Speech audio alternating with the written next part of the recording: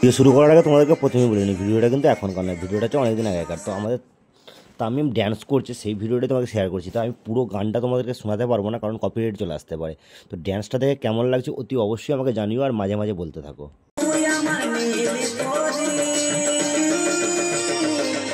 এর অ্যাক্টিংগুলো দেখছো তোমরা, তাদের অ্যাক্টিংগুলো দেখে তোমাদের কেমন লাগছে অতি অবশ্যই জানিও। তো ও প্রচুর ড্যান্স করতে ভালোবাসে।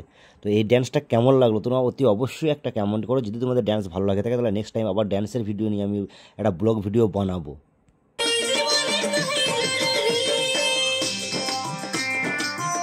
এর মাঝখানে আরেকটা কথা বলে রাখি, এর আগে আমি একটা ড্যান্সের ভিডিও এরকম গান দিয়ে দিয়েছিলাম, কিন্তু গানটা আমি এখান থেকে সিলেক্ট করিনি, গানটা বাজছিল মাইকে।